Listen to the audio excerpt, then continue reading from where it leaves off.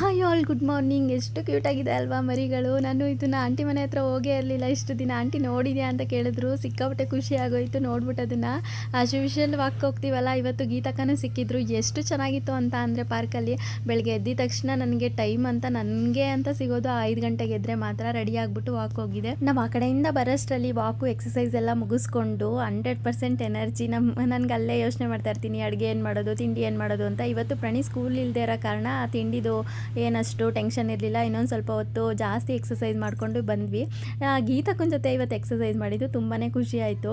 ಅವರು daily walk ಬರ್ತಿದ್ರು. ಮನೇಲಿ ಸಾಕಾಗಿಲ್ಲ ಅಂತ ಪಾರ್ಕ್ಗೂ ಬಂದಿದ್ದೀವಿ ಮಾತಾಡೋಕ್ಕೆ. ಇವತ್ತಿನ ಮಾರ್ನಿಂಗ್ ಪೀಸ್ಫುಲ್ ಆಗಿತ್ತು. ಡೇ ಫುಲ್ಲು ಬೆಳಗ್ಗೆ ಹೊತ್ತು ಚೆನ್ನಾಗಿದ್ರೆ ದಿನ ಎಲ್ಲ ಚೆನ್ನಾಗಿರುತ್ತೆ ಅಲ್ವಾ. ಇನ್ನು ಅಲ್ಲಿಂದ ಬಂದು ಆಚೆ ಎಲ್ಲ ತೊಳೆದು ರಂಗೋಲಿ. ಪ್ರಾಣಿಗೆ ಥರ್ಡ್ ಸ್ಯಾಟರ್ಡೇ ಲೀವ್ ಅಲ್ವಾ, ತಿಂಡಿ ಎಲ್ಲ ಬೇಡ, ನಮ್ಮಪ್ಪ ಜಾಸ್ತಿ ತಿಂಡಿ ಮಾಡಿದ್ರೆ ತಿನ್ನೋದೇ ಇಲ್ಲ, ಅವ್ರಿಗೆ ಮುದ್ದೆ ಮಾಡ್ಕೊಡೋಣ ಇವತ್ತು ಅಂತ ಅಂದ್ಬಿಟ್ಟು ಮುದ್ದೆ, ಮೂಲಂಗಿ ಸಾರು ಎಲ್ಲ ಮಾಡಿಕೊಟ್ಟಿದ್ದೆ. ಮನೆಯವರು ನಮ್ಮಪ್ಪ ಇಬ್ಬರು ಚೆನ್ನಾಗಿ ಊಟ ಮಾಡಿಕೊಂಡು ಹೋದರು. ಈ ಡಾಗಿಗಳನ್ನ ಆಂಟಿ ತೋರಿಸಿದ್ ನೋಡಿ ಇವತ್ತು ಇನ್ನೂ ಖುಷಿ ಆಗೋಯ್ತು ನನಗೆ. ಅಷ್ಟು ಕ್ಯೂಟ್ ಹೋಗಿದೆ. 6 ಮರಿ ಇದೆ, 1 ಮರಿ ಯಾರೋ ತೊಗೊಂಡೋಗಿದ್ದಾರೆ. ಇನ್ನು 5 ಮರಿನ ಒಳ್ಳೆ ಮಕ್ಕಳು ಥರ ಸಾಕೊಂಡೈತೆ ಆಂಟಿ. ಎಷ್ಟು ಕ್ಯೂಟ್ ಅಂದರೆ ಇದನ್ನ ನೋಡಿ ಇವತ್ತಿನ ಇನ್ನೂ ಖುಷಿ ಜಾಸ್ತಿನೇ ಆಗೋಯ್ತು ಅಂತಲೇ ಹೇಳ್ಬೋದು.